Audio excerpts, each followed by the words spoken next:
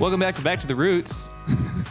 Today I'm joined once again by Stephen Hedges. Wait, are we rolling? Yeah, because I was making a really weird face. This is happening. Yeah. Oh, jeez. I'm so sorry. We ruined it already. And then Graham is once again a returning guest. Hello, good to see you on this beautiful Saturday morning. Yeah. South Bend.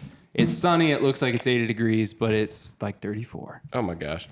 And I'm sorry. Can we restart? wow.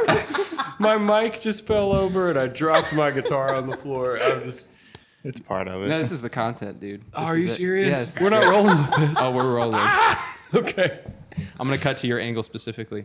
And then, as I was saying, first-time guest is Blake I don't know Ward. which camera to look at. Just look at that one. This one? Okay. Don't look at that one. Nobody can see you on that one. Oh, that's I should probably right. say I exaggerated a little bit. I didn't actually drop it. I just said it to him kind of harshly, but I really wanted to restart. So. Way to clear your conscience there, Steven. Okay. That's fantastic. Anybody that sees that is like, you didn't drop that. Yes, I did. Okay, today we are drinking one of my favorites, Cock and Bull ginger beer. Oh, I thought we were going to... It's really got... Oh, nice. It's really got that nice... everybody think that's the person next to you like it's Thanksgiving. Look in their eyes. What are we all thankful for today? What are we thankful for? Steven, what are you thankful for? This is actually pretty good timing to be drinking a root beer because my blood sugar is low. I just got a notification a minute ago. So Steven this is great. thankful for insulin. Yeah. Well, specifically for sugar now. Insulin would kill me. You're right. Insulin's the It'd be opposite. 25 minutes into the podcast. Why hasn't Steven said anything? He's just taking a little nap over there. He'll be He's fine. fine. He just does that. I would feel horrible. Dang. Cock and Bull I was really feeling this today because we did it once before. I think it was just Graham and I during one of our Wow. lunch episodes. Do you really like this? Because you like ginger. It's really good. Yeah, it's got a nice kick to it, and it's really cool branding too. I'm a huge fan. Am I old enough to be drinking this? Is How it old are you? alcoholic? No. I should. I'm not going to tell you. We're just going to see as the episode goes on. If they get loopier, it's alcoholic. It tells you how to make a Moscow Mule, though, on the It back. does. So that's... They do support alcohol use, but do they put alcohol in it?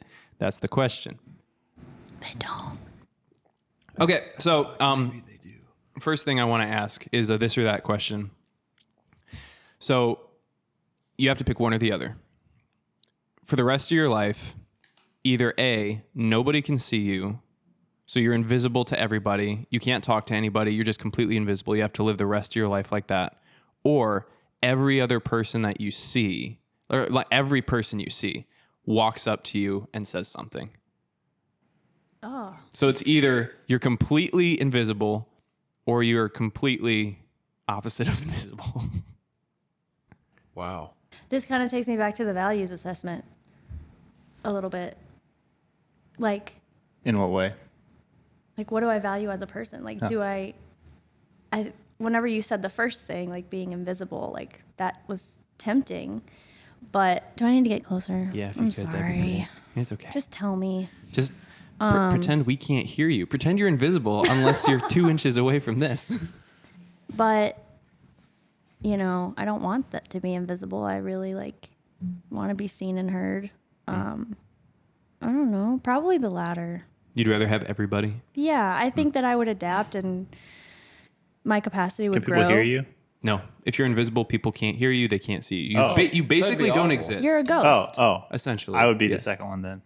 Yeah, would you rather exist or not exist or over exist? Basically, yeah. I mean, I feel like you could manage having people talk to you constantly. Man, imagine being in Chicago, though. Yeah, Like, that's it would what I'm saying. take you That's an hour every- to get down the street. Every person you see would walk up to you and say something. Yeah, Why don't you just look down and definitely- not see anybody and then only look up when you want to talk to someone? Okay, well, that's getting into the rules. That's the rules of reality that you're playing I would with. What would love you to do? live on a farm Well, if that were the case. I would swing on the side of over human interaction, so that the second one probably. But being invisible is a really nice option to me because then one day, if I'm just like, I don't feel like wearing clothes, then I can just not. You know, also don't have to work. You don't have to work. You can just steal stuff. There's huge freedom that comes with that. But there's no connection. It's true. So is it just me in my community where everybody, I'm so sorry. This was Is better, it though. just me?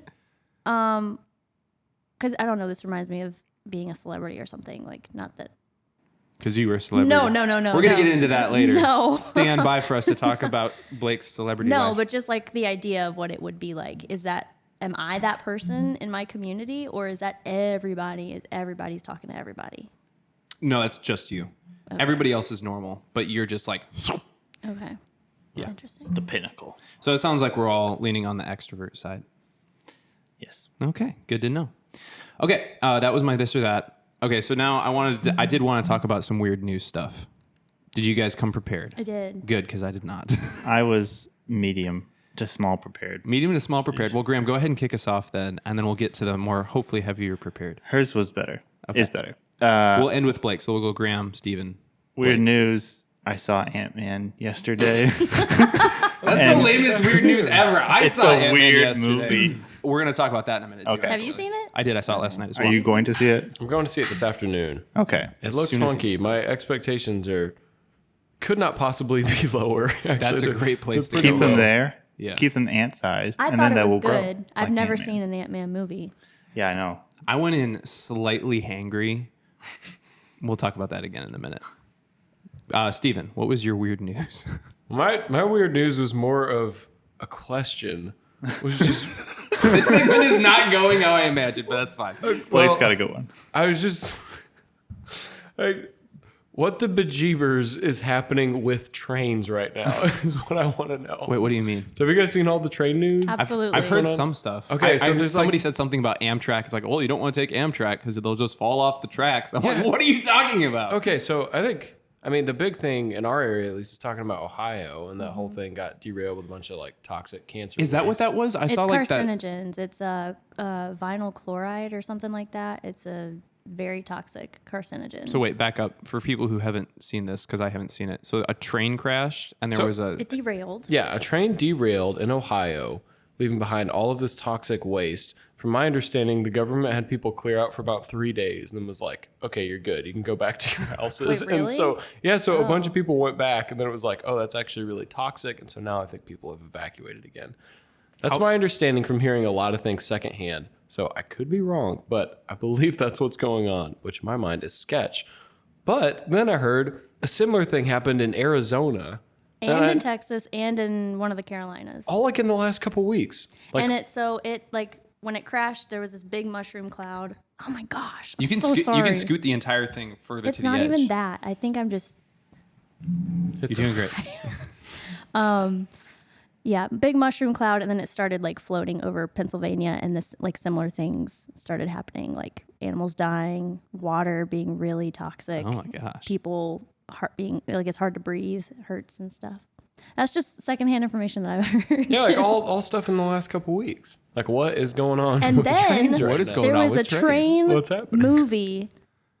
You had heard about this, White Noise White Noise. with Adam Driver. A movie about a train derailing in Ohio was released on Netflix like the same week that it happened. Sounds like a great publicity stunt. Pete Buttigieg, he's a transportation guy. Oh, so we're blaming him for this? I don't know. That's Krista told me that. Great. I did hear that as well. That he's the transportation guy.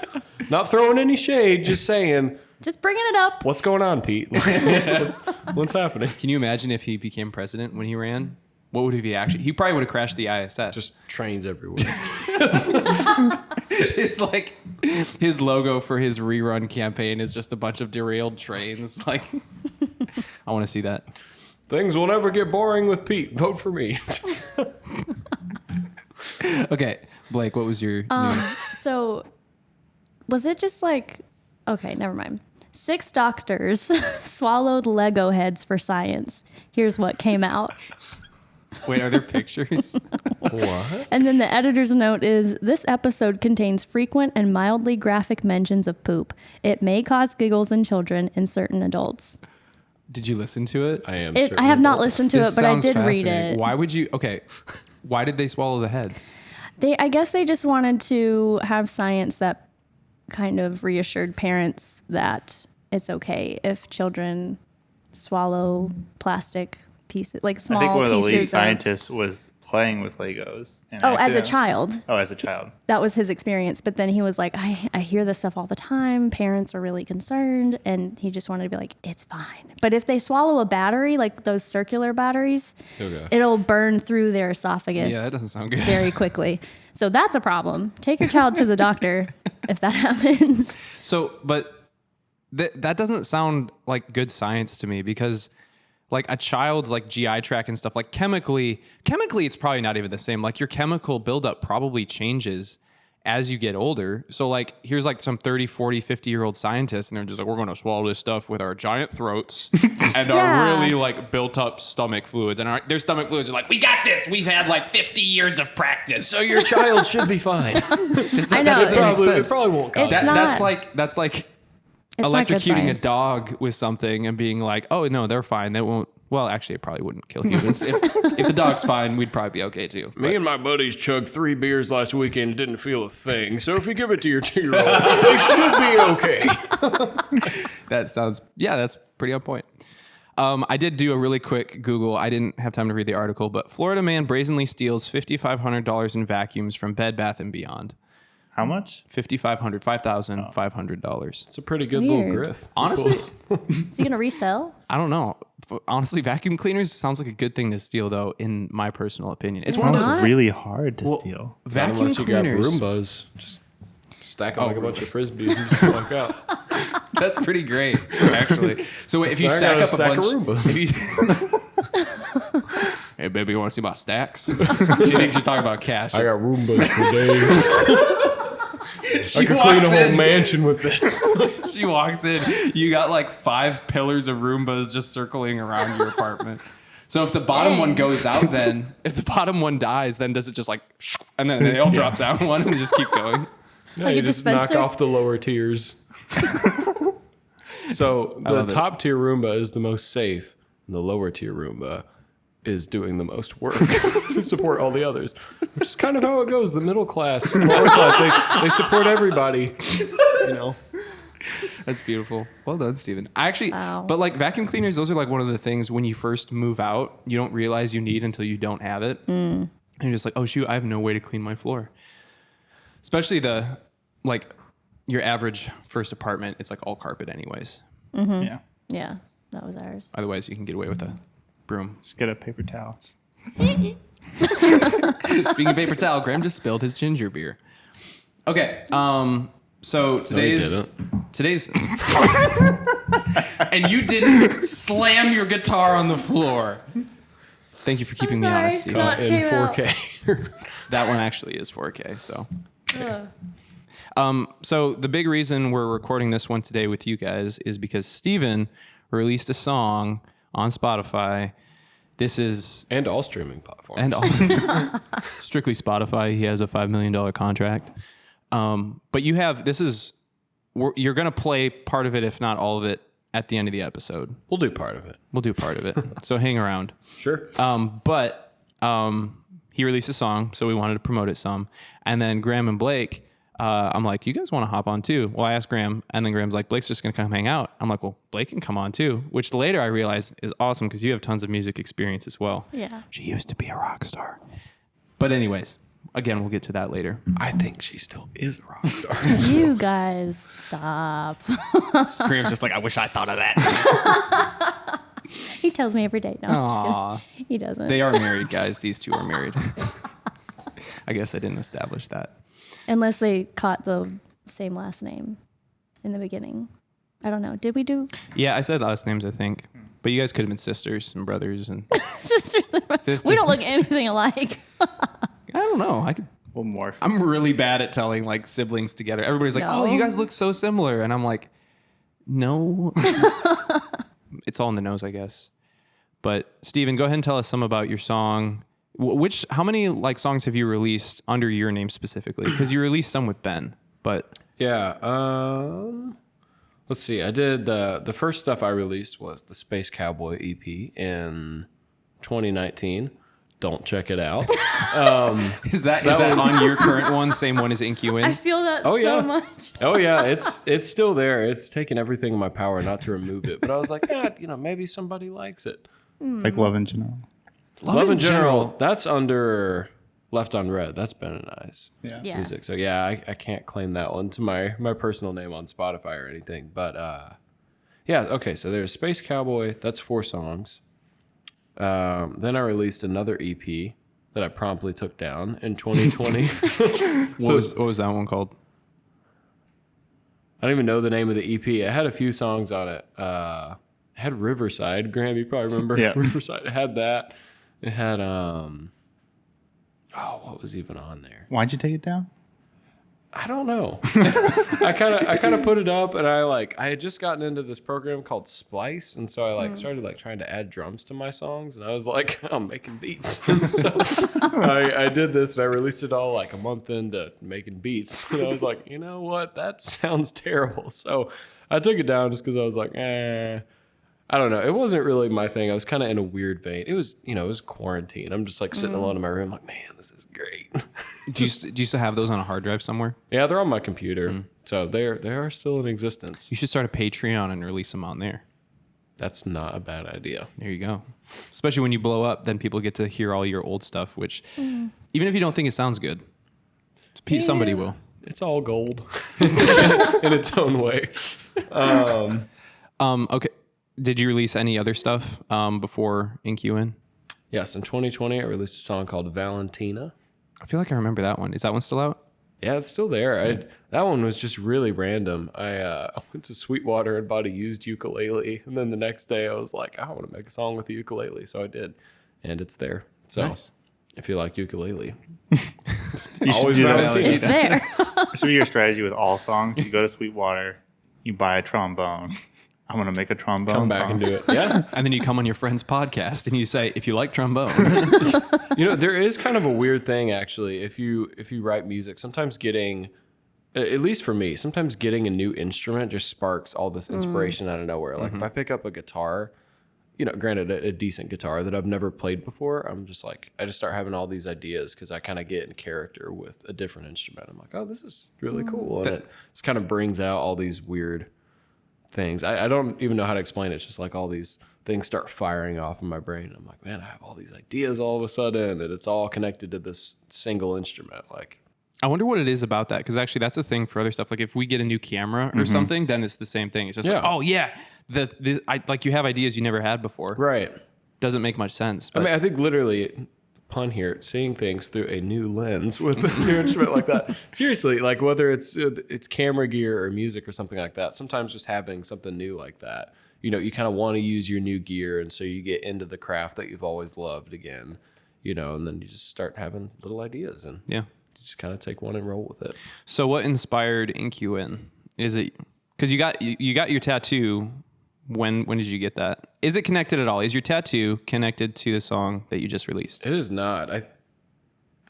I'm pretty sure I got the tattoo after I started writing InQN, actually, and I've had this for Really? like 2 years. So you've been writing this song for a while then. Well, kind of. It was just kind of an on and off process. I had like one verse for it, and it was actually most of the verse didn't even make it on the final recording, but I had a verse for this that was a voice memo sometime in like 2021, and just sat there for a long time. And actually, when we went to Saugatuck for Ben's bachelor party, yeah. he had my phone and he was like DJing off it, and my truck at the time was really weird, and if anybody else plugged their phone into it, the music would like chop out, be like over whatever you're trying to play. So I was like, here, you can take my phone and do it. So he goes to my voice memos and just starts playing through songs. I'm like, oh gosh, That is wow.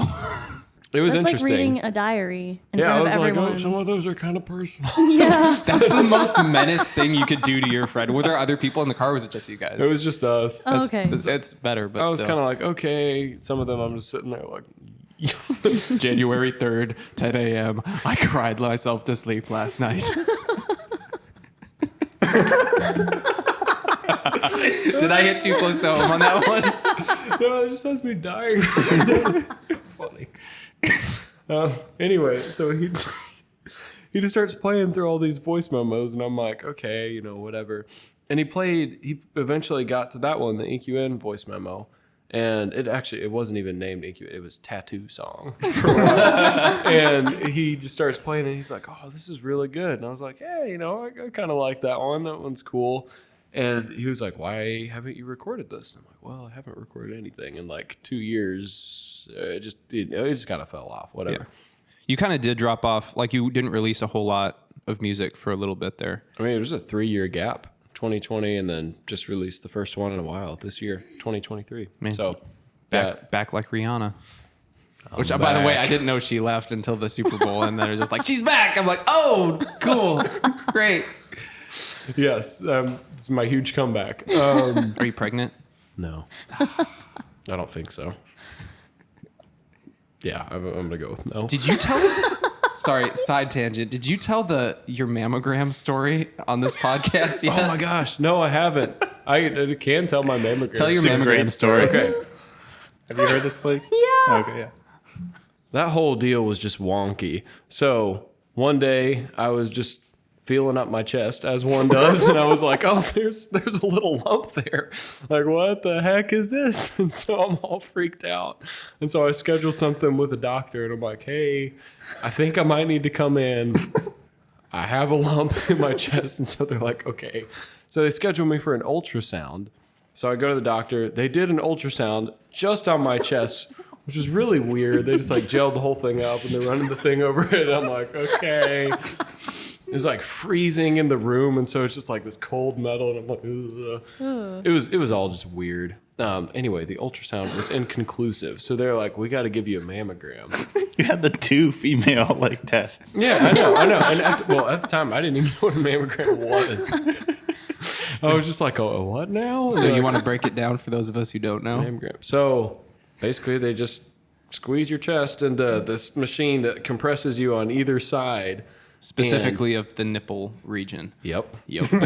Well, For me, it was a little off center because the bump was in a weird spot. Anyway, so they start doing all that, and I don't know. It was just super weird. They're like squeezing it from the side, and the lady's like, all right, you may start to feel a little discomfort here. And I'm like, okay.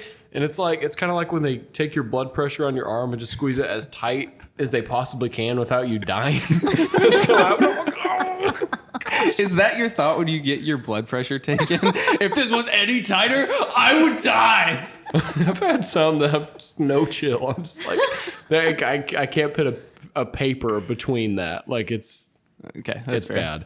So squeezing your boob.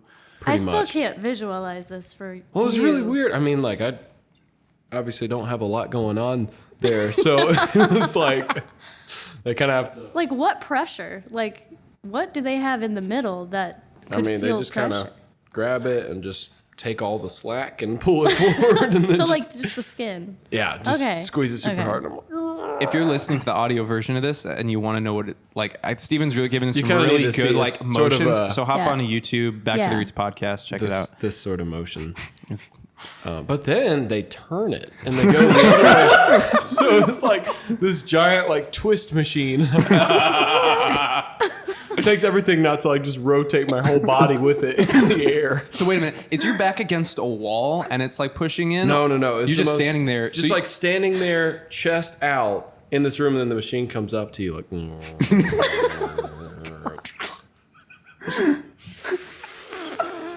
Just on either side. They're just like standing there clicking buttons, and I'm just kind of like, okay, what's going on?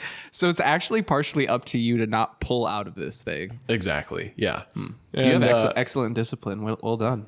I Way mean, to stay in there. it grabs you pretty tight. It's not like you can just like slip right out of it. Even with there's no way. So yeah, I'm standing there and they just do that. And I'm like, being me, asking questions. I'm like, so how does it look? And the doctor's like, I can't disclose that at this time. And I'm like, okay, that's cool. Just keep squeezing my boob, whatever. That's fine. So yeah, I'm just standing there. They do that, and they made all this fuss. I'm like, okay, I'm gonna go take your results to the doctor now. And they're like, it'll just be a minute. I sit there for like 30 minutes, just thinking, I'm like, oh my gosh, like trying to process what just happened, trying to process what news am I gonna get, and they come back and they're like, okay, everything's fine. You can go. I'm like, okay. So what was it? Yeah, what was it? Yeah. It's called a lipoma. It's basically a benign tumor. I've had a couple of them. I actually had one removed in my arm because I had a nasty lump in my arm. So I figured it's probably a lipoma, but I was like, I should probably check it out because when I was like 10, a doctor told me that men can get breast cancer apparently. And so I'm like, That is terrifying. When I found out that testicular cancer was a thing, it ruined my entire life. Sorry. This stuff, I just wish they didn't tell kids this, that's to the be thing. honest. Now any guy that knows about that like starts chafing and they're like, oh, what's that? I'm dying. My time has come. I feel like doctors probably threw that information out there just to like get us into the office because they knew we were It's all... going to be $500 an hour for your time. Ultrasounds are expensive. Yeah, I know. Also mammograms, probably. Okay. Probably. I don't know how we got off on that, but I'm really glad we did. Back to InQin. Oh gosh. Yeah. Sliding from the nipple to your arm. Give me a so What's it about? Who's yeah. It about? What's it about? Who's it about? What inspired it in the beginning? Okay, so initially I was just sitting down with my guitar, just kind of playing the song a little bit. And I think kind of the thing that got me thinking about it's basically just a song about waiting.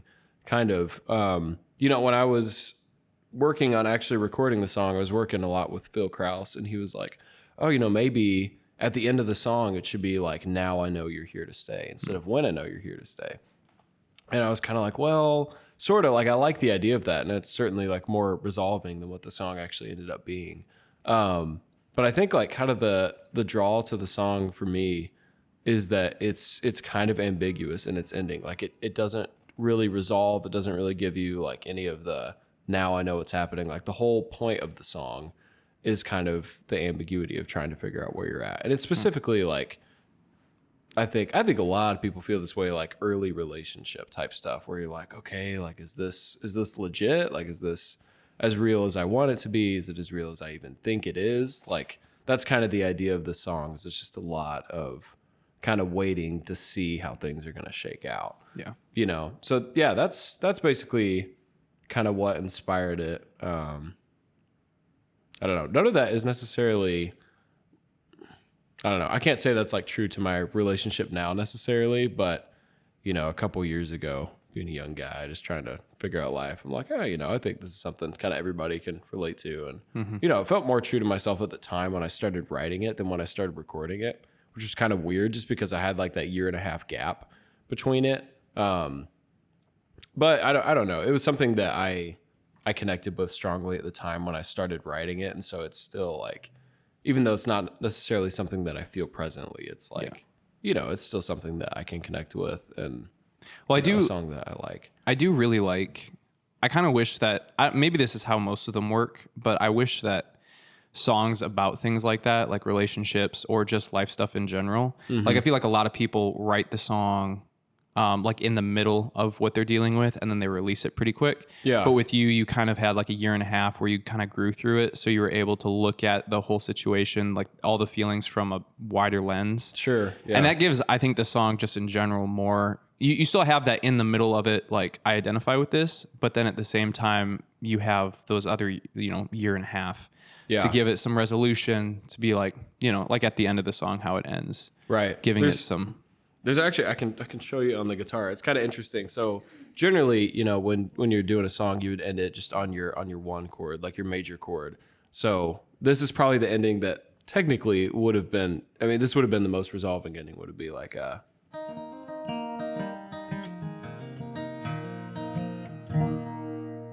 it's really nice resolution, but what I actually ended up going with was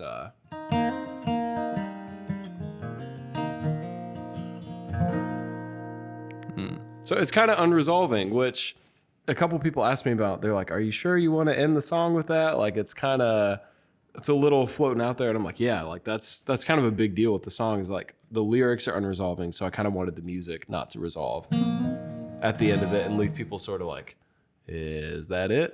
Like that's kind of the whole idea of the song, really, is like there's just not a resolution to it, and there's not supposed to be like this. There'll be other songs that are more resolving and maybe kind of come full circle with these ideas, but this one specifically is all just about like waiting, ambiguity, and just having no idea really what's going on.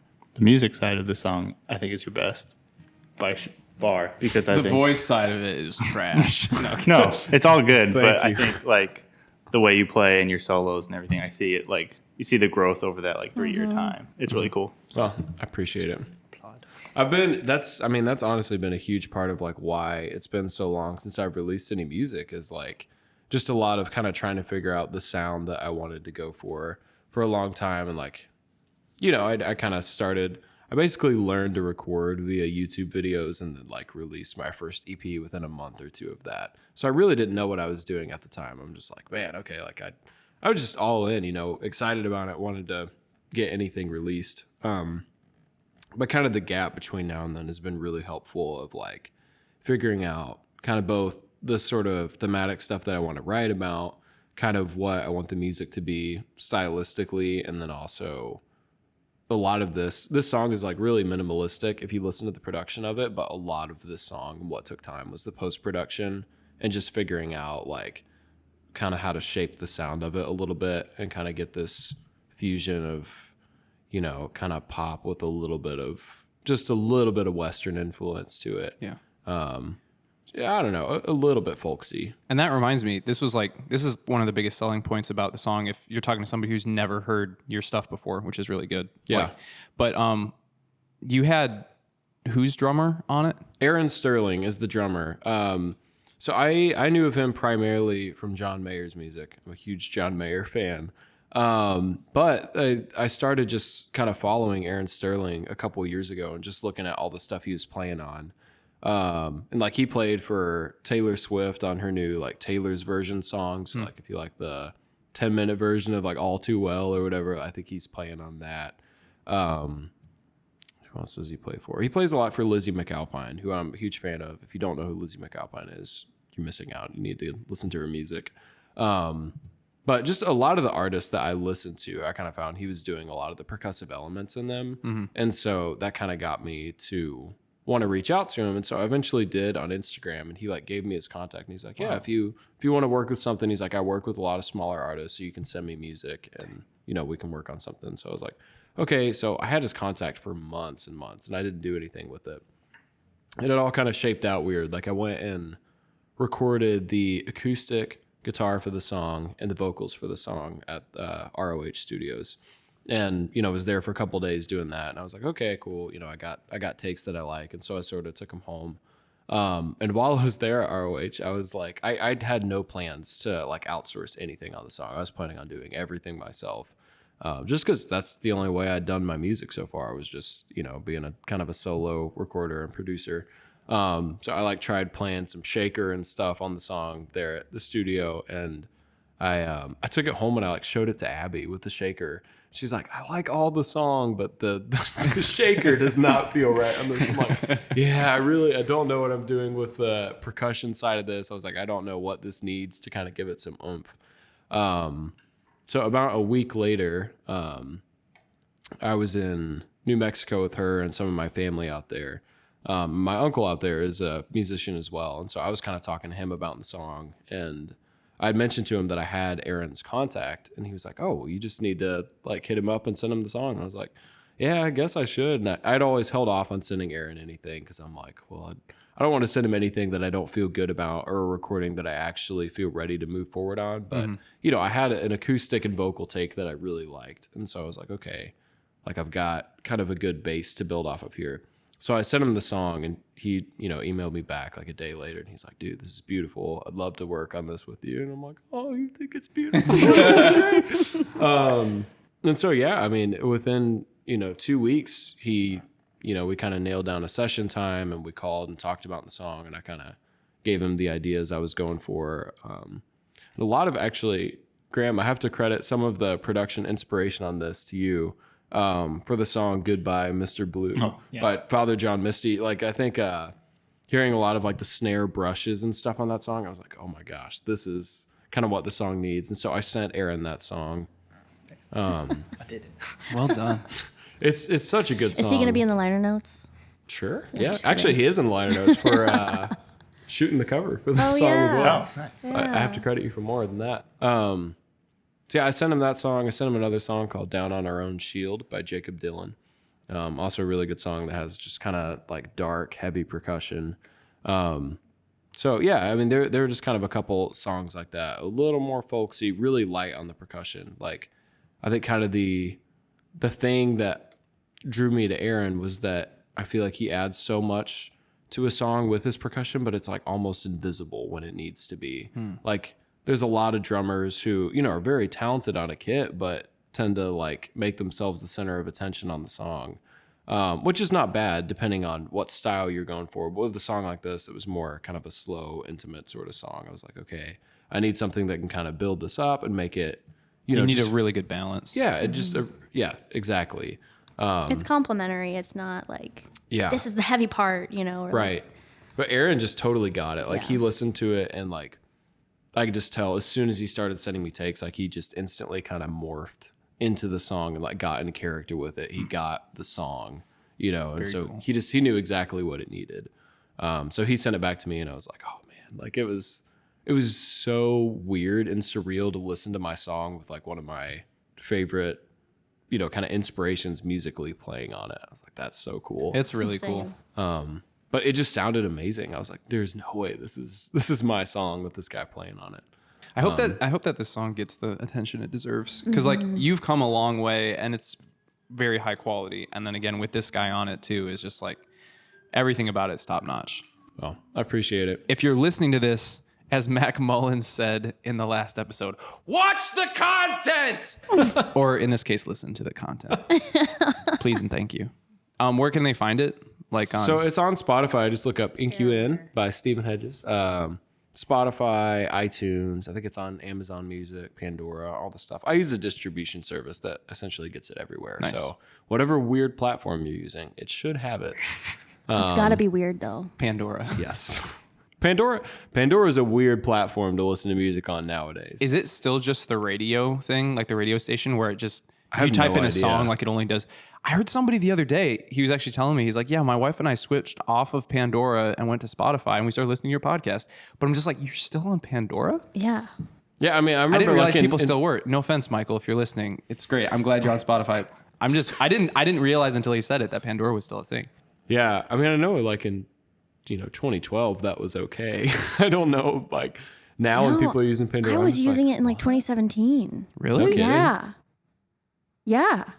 Was it just the radio thing though? Like, yeah. yeah. Yeah, I guess so. I have vivid Yeah. memories of listening to Enya on Pandora. Who I dat? love Enya. You know, like single. May it be the evening star Not ringing a bell. bright upon you. It's from Lord of the Rings. Oh. Oh, okay. I love Enya. That's the only. That's the only Enya song I know, but I really like it. I like how reverby all of her vocals are in every single song. I always wanted They're that. very ambient.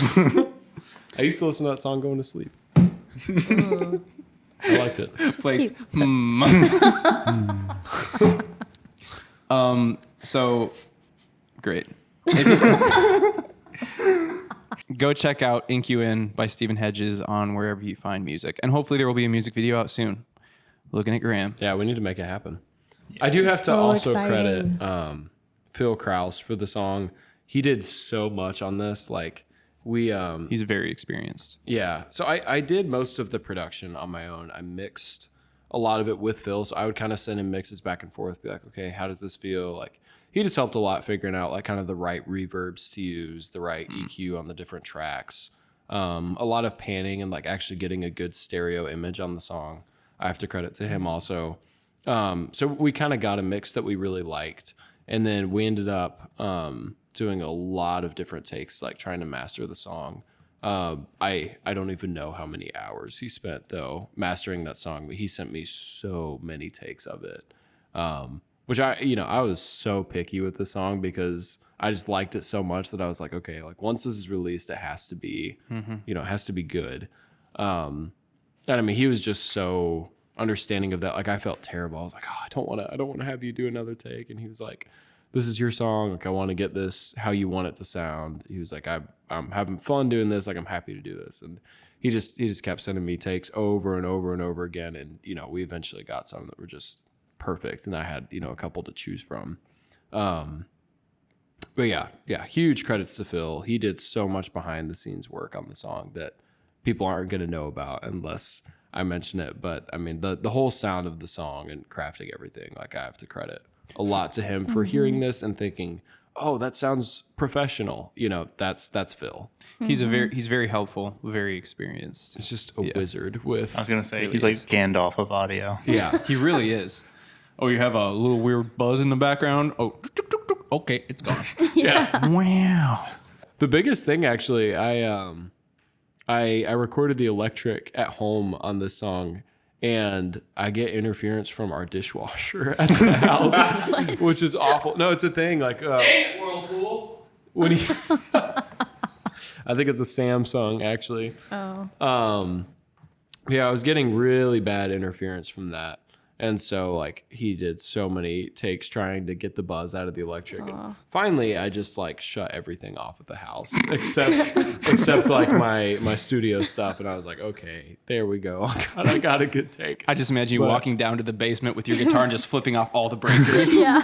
Well, I just mean that to say, if somebody's able to remove buzz on a track, if it's, like, pretty present, that's amazing. It's very hard to do. One day, it's all going to be AI.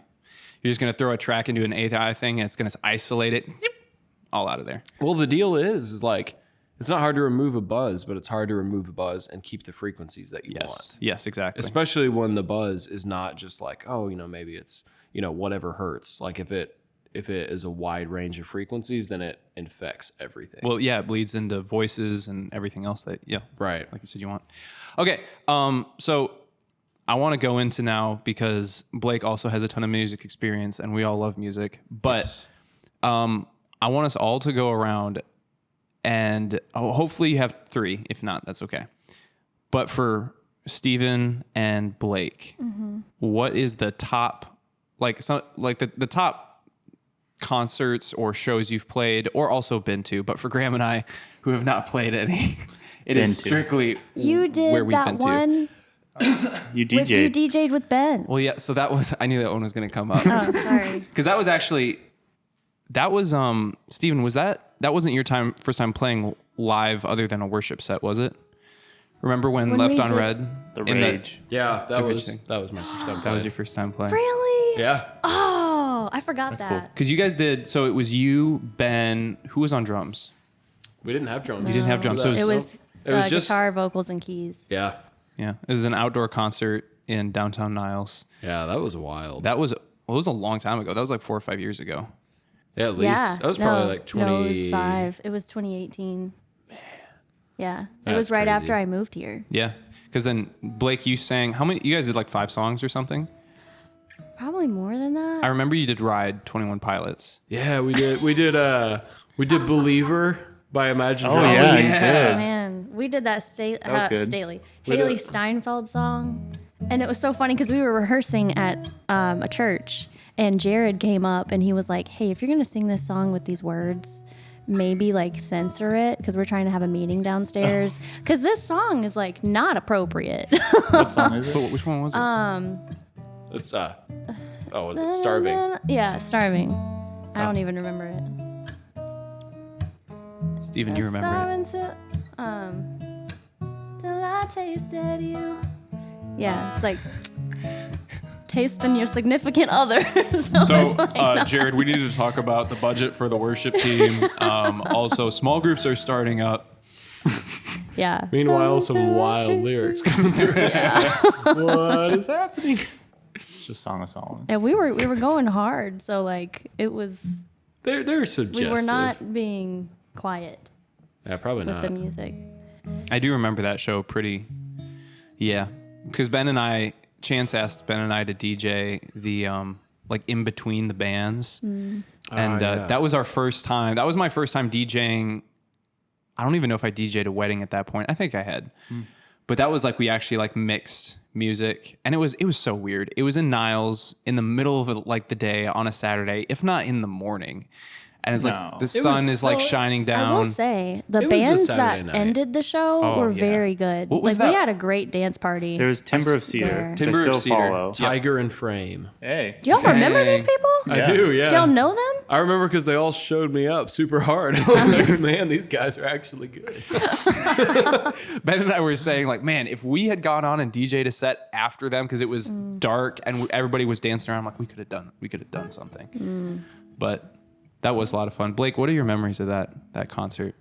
I remember being very nervous because it was a long time. It had been a long time since I had performed at all.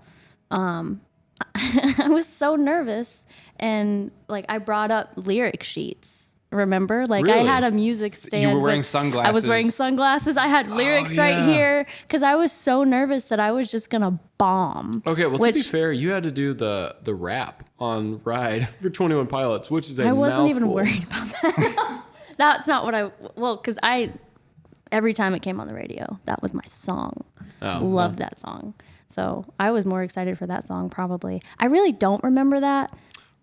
We did Like to Be You by Shawn Mendes and Julia Michaels. You remember that? Oh, yeah. Wait, what song?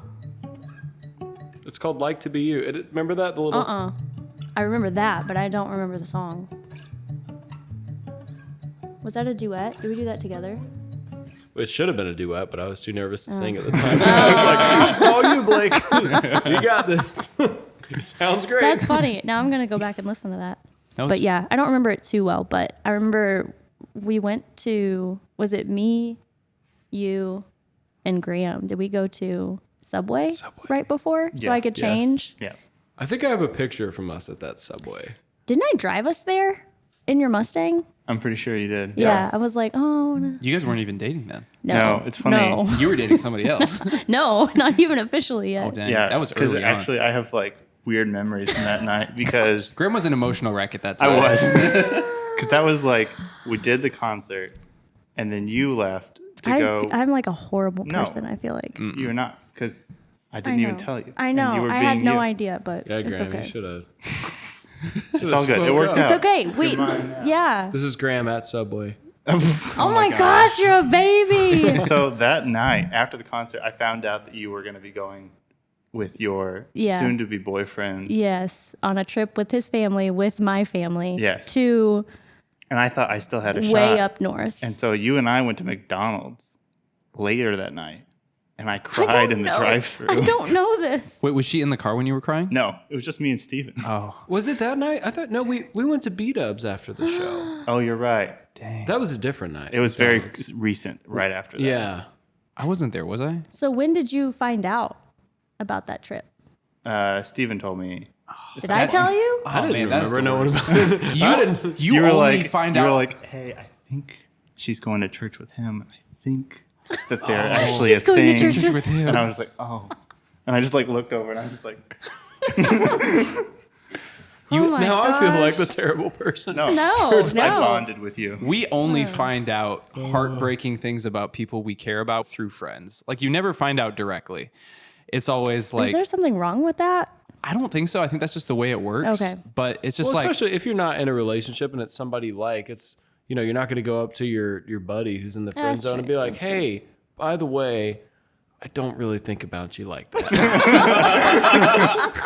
I guess I just meant like if you're already friends. It's kind of like your if you already friend's have a responsibility to be relationship. like, hey, that's true. so I don't think she's digging you as much as you think. There's a very specific heart pang that happens Yeah. when your friend says in that kind of sheepish voice, so they're going out with so and so. They're going. Sing!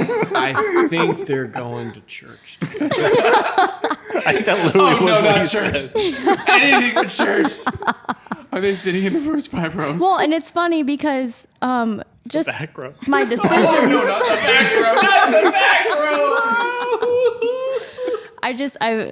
I was thinking about this the other night when Ben was telling us a story about running into them at a restaurant. I was just like, wow, this really affects the whole family because they, I don't know, just like What affects the whole family?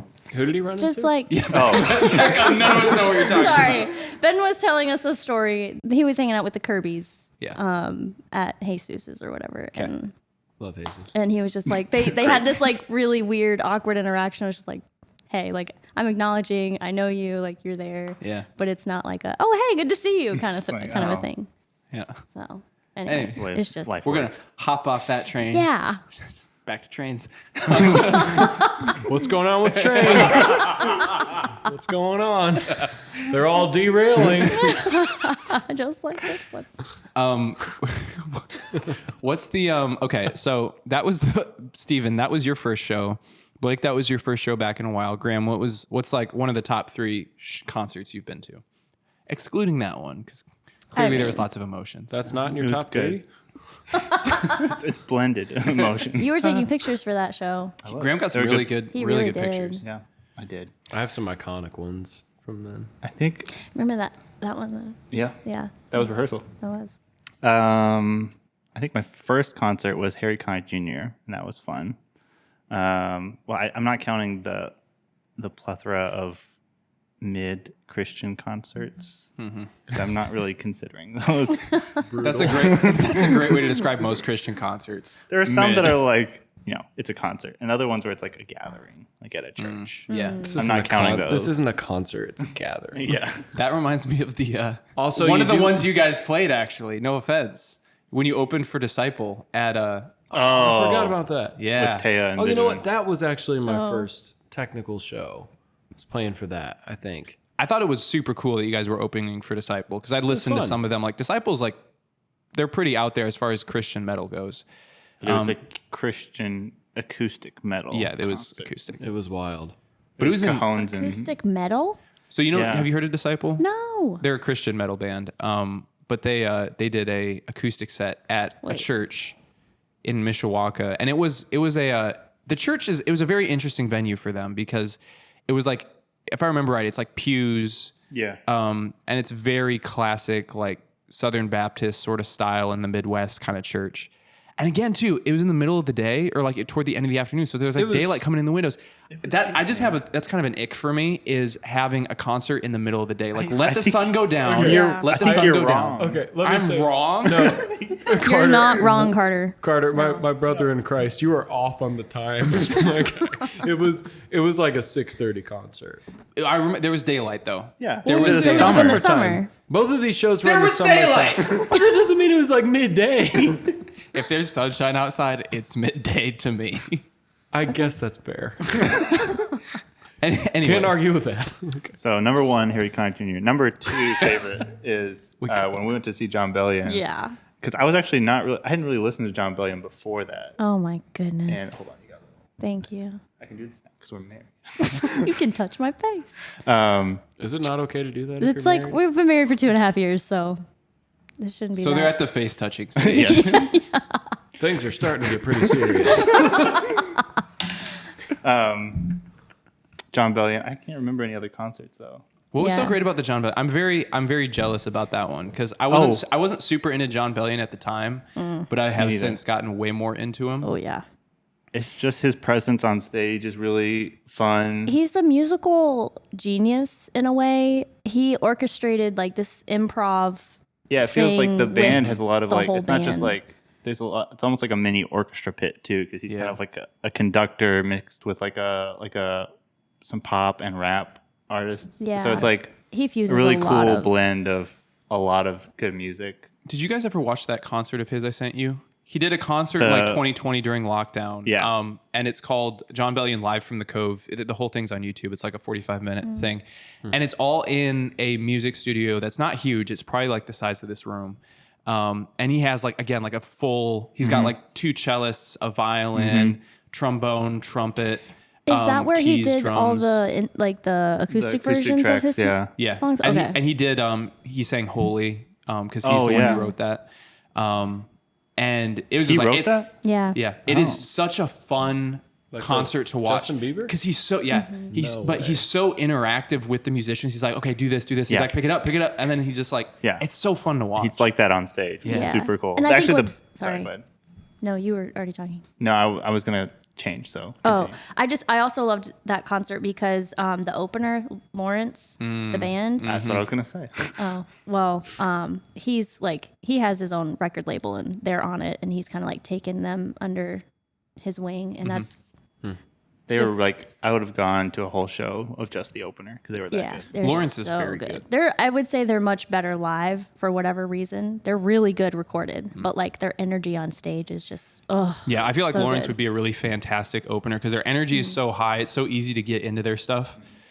Very good. I was the first time I learned about an opener, I didn't know openers were a thing. One of the first concerts I went to was an NF concert, and I didn't realize that like the main artist, had like another artist come out and like warm up the crowd. And it was so interesting because NF is like a very intense like rap style, but then he had this band called Nightly. I love Nightly. I actually do too. They're so good. They're actually really good, but they're a completely different style. So they went up there and did like, I don't know how you would categorize them. It's kind of like alternate, but also kind of chill. But yeah, they got up and they did their thing, and then NF came out like, oh, that's a thing. But I would say actually one of the coolest concerts I went to was a Christian music festival in the middle of nowhere in Ohio. First of all, on the way there, the tire fell off of the truck we were in. We were just like driving. It was me, my youth pastor, and Caleb Cole, shout out. And we were just riding down like the interstate. And there's like a bump, and my youth pastor's like, I want to pull over real quick. And he's like, hop out and see if everything's okay. And I like looked, I'm like, the back wheel's gone. No. And it's like, where is it? I looked over and it was like right there in the ditch. And yeah, it had like popped off and like stayed in the wheel well until we pulled off to the side. And then so we lost a wheel on the way there. And then we were in a tiny town where there was only a Goodwill for like 8 hours while it got fixed. But we ended up getting to this middle of nowhere place in Ohio. It's like on a man-made lake. And there was, thousands of people there. They're camping. There's no buildings there really. Multiple stages and tents. And that was the first time I saw NF. It was also the first time I saw Switchfoot. No, it was the second time. But that was, okay, that's the only time concert in the middle of the day is acceptable. If it's in the middle of August and it's super hot and it's like kind of a rock and roll band playing. It's fantastic vibes. Everybody's like super sweaty. John Foreman, the lead singer, like left in the middle of the set to change his shirt, and then he came back because he was so sweaty. And then like he hopped down in the crowd. Switchfoot's a great band to see live because he's so interactive with the audience. Like he always comes down into the crowd or crowd surfs or something. And they played Dare You to Move, and like they ended it, and it was kind of ambiguous. It was like the way they ended it is kind of like what you're talking about, where it wasn't like concluded, and then they all walked off the stage. And we were all like chanting for them to come back. And then they just come out, dare you to move. And they just like went right back into it, and confetti cannons went off. One of their other songs, they had everybody like put their arms around each other, and we were like swaying back and forth together. It was super hippie. It was fantastic. Wow. That was, dang it, I think that was probably my favorite concert ever, actually. I should have said that first, but. That's really cool. It's called the Alive Festival. It's still going on. I've been wanting to go back, but. Do you guys listen to Yebba at all? Does anybody like Yebba? Some. Haven't heard. Not a lot. Haven't some. listened to. Really. Okay. Well, I heard her open for a concert one time. Did she open for John Mayer? Yeah. Because I've heard a John Mayer song that she's done. Yes. Yeah. So she opened for him in Chicago last year, and it was just incredible. Like the sad thing about her opening was whoever was mixed really poorly. So that is the trouble with opening. Yes, it's so bad. They always mix it just terribly. Like it was noticeably bad. But I mean, her voice is just incredible. Like I heard her sing, and I was just like, man, this is next Adele energy. But like a little more musical than Adele. And that's not an insult to Adele. Like I love Adele's music also, but it's not necessarily as like you kind of know what's coming next with an Adele song. Yebba's just like all over the place, just totally loose cannon, wild effects in the song. But it was, it was very, very, very cool. Another artist, if you haven't listened to her, it's well worth listening to. Yebba. How do you spell that? Yebba. Her name is Abby in real life, and that's where Yebba came from. It's Abby spelled backwards. Oh. Cool. So cool. Any other noticeable? Okay, hold on. I'm sorry. We're gonna have to wrap it up kind of soon. But Blake, we've barely scratched your thing. What's the coolest place that you played? So the band that you played with most of your early years with, who was it? The Red Jumpsuit Apparatus.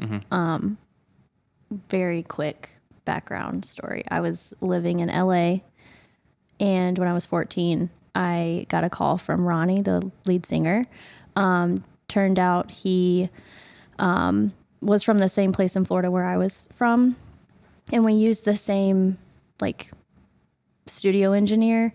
And I guess the engineer was playing my music in the studio. He was like, "Who is that? That's cool. I want to get her number." I like had just auditioned for a show at Disney. You were Austin and Alley, right? Austin and Alley. That's who did you audition for? Alley. So crazy. And yeah, I remember it being just like me and the girl who got it in the waiting room, because we had gone on like several callbacks, and then they eventually went with her. And so it just, I don't know, he called me, left a message, and he was like, "Hey, I love your voice. I'd love to work with you. How fast can you get back to Florida?" And I was like, "Oh, okay, cool." I just had like this gut feeling like that's what I should do. And so my mom was really cool and was like, "Okay, let's pack up everything and go back." It had been really hard living in LA. And I had done a few things, but not. Did you guys move out there with the purpose of pursuing music? So there was like this agency in Jacksonville that I was with.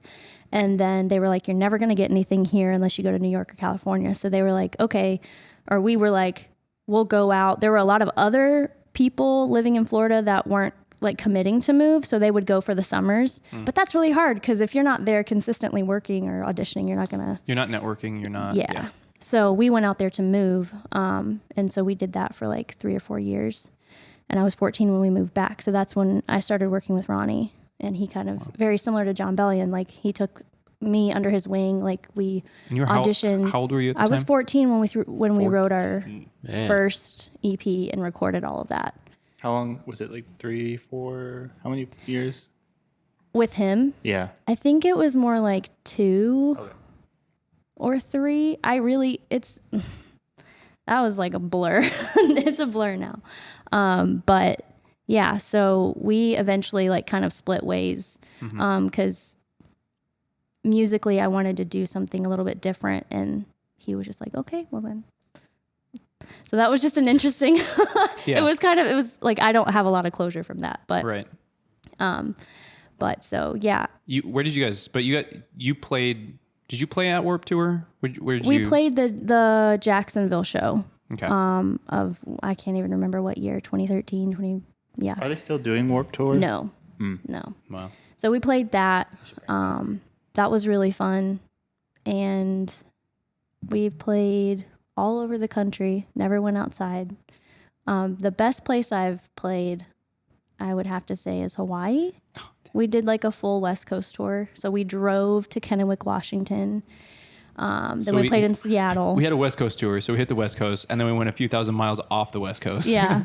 And then we turned it into a vacation, which was nice. So that's very cool. Wanted to go for our honeymoon, but COVID happened. So we did recently drive by the place where you played in Seattle. Yeah, because we just vacationed there with your family. Yeah. So we were very close to the venue, which is now closed because there was a fatal shooting.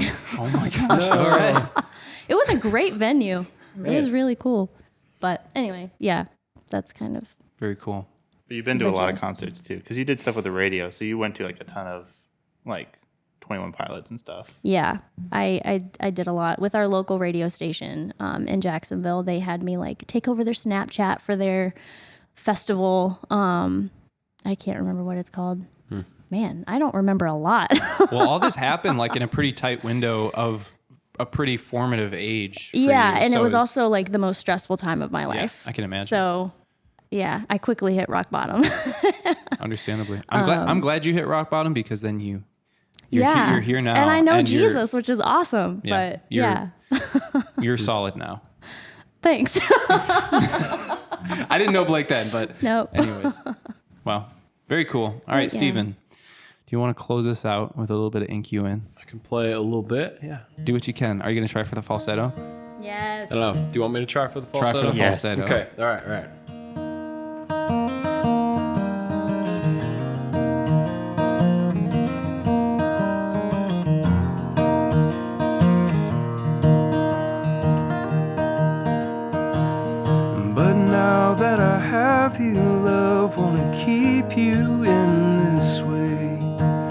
Can I tattoo love? Can I ink you in when I know you're here to stay? That's pretty close.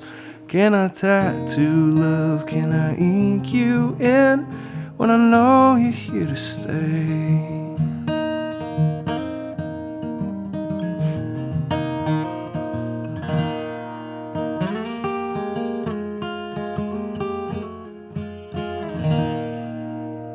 Thank you guys for joining us. Oh, Unresolved chord. We talked a lot about it. thank you guys for joining us. Make sure to check out Ink You In by Stephen Hedges on Spotify, Apple Music, wherever. We'll be back with you again with another bottle. See ya.